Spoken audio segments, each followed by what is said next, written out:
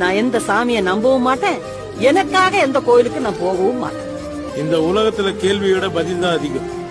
ஒரு உயிர் போறதுக்கும் கடவுளுக்கு எந்த சம்பந்தமும் கிடையாது. ஒரு உயிர் போச்சுன்னா கடவுளால காப்பாற்ற முடியாதா? இது என்னடா நியாயமா இருக்குது? கறிகள்ல கோழி ஆடெல்லாம் வெட்டுறான், கடவுள் நேரா வந்து கேட்பானா? அதுவும் ஒரு உயிர் தானே. இப்ப எல்லாம் மீறி பைக்ல வேகமா போறானுங்க, கடவுள் வந்து ஸ்லோ போன்னு சொல்லுவாரா? பஸ் டிரைவர் ஃபுல்லா குடிச்சிட்டு வண்டியை கவுத்துறான், சாமி சரகடிக்க சொல்லிச்சா? கடவுள் ஒவ்வொரு மனுஷனும் படிச்சனும் போது ஒரு சக்தியோட தான் அனுப்புவான். அந்த சக்தியை மீறி ஒருத்தர் சவராண்டானா அது அவனோட விதி. அதனால சாமி மேல பழி போடக்கூடாது, புரியுதா? நான் எந்த சாமியை நம்பவும் மாட்டேன், எனக்காக எந்த கோயிலுக்கு நான் போகவும் மாட்டேன். இந்த உலகத்துல கேள்வியோட பதில் தான் அதிகம். ஒரு உயிர் போறதுக்கும் கடவுளுக்கு எந்த சம்பந்தமும் கிடையாது.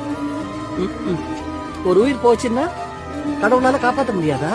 இது என்னடா நியாயமா இருக்குது? கறிகள்ல கோழி ஆடெல்லாம் வெட்டுறான், கடவுள் நேரா வந்து கேட்பானா? அதுவும் ஒரு உயிர் தானே. இப்ப எல்லாம் மீறி